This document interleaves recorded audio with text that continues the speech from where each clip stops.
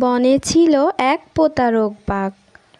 তার গর্জনে ঝাঁকুনি খেত পুরো বন, আর ছোট প্রাণীরা লুকিয়ে পড়ত গর্তে।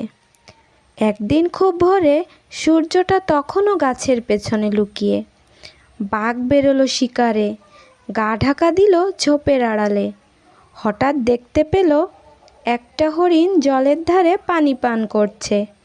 ঝাঁপিয়ে পড়ল বাঘ, বিশাল এক লাফে ধরে ফেলল হরিণটাকে। তারপর বসে পড়ল মাংস খেতে। কিন্তু এ কী হলো হায়, এক টুকরো হাড় আটকে গেল তার গলায়। বাঘটা হেঁচকি দিতে লাগলো, গলা ঘষতে লাগলো, হাড়টা কিছুতেই বের হয় না। আহারে, এই হাড়টা যদি না বের হয় তাহলে তো আমি মারা যাব। বাঘ ছুটে গেল শেয়ালের কাছে সাহায্য চাইতে।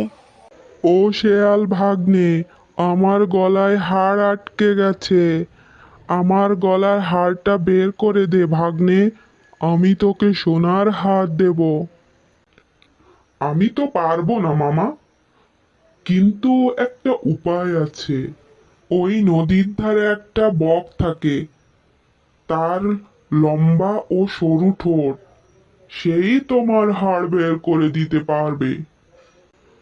চল চল চল, তাড়াতাড়ি নিয়ে চল আমাকে তার কাছে।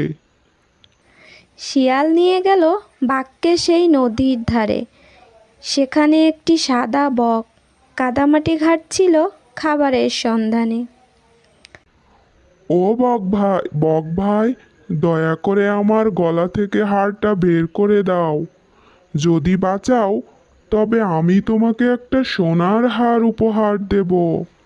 সোনার হার? সত্যি কি তুমি দিবে? বাঘের কথা পাথরের মতো, আমি প্রতিশ্রুতি ভাঙি না।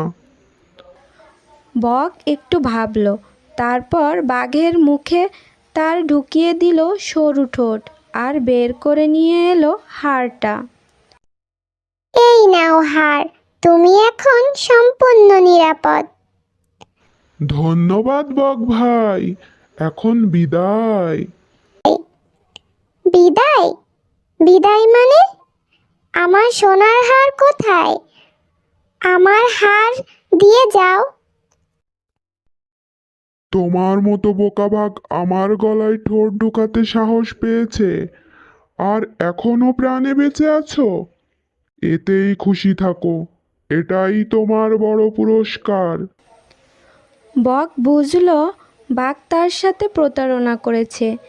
সে রাগে দুঃখে উড়ে গিয়ে বসলো একটা বড় তাল গাছের মাথায়। গাছে ছিল পাকা পাকা তাল। বকের পায়ের খোঁচায় একটা তাল পড়ল বাঘের মাথায়। ধপ করে পড়ে গেল বাঘ নিচে। ও মা রে, মরে গেলাম রে, বাঁচাও রে। প্রতারক বাঘ, উচিত শিক্ষা হয়েছে এবার। এভাবে সাহস আর বুদ্ধি ও সত্যের জয় হয়েছিল। আর ছোট্ট বন্ধুরা, তোমরা মনে রেখো, কাউকে উপকার করলে তার মূল্য দিতে জানতে হয়, প্রতারণা করলে তার শাস্তি হবেই। ভিডিওটি ভালো লাগলে লাইক কমেন্ট সাবস্ক্রাইব করতে ভুলো না কিন্তু। বন্ধুরা, চ্যানেলটি সাবস্ক্রাইব করে পাশে থেকো। Thank you for watching.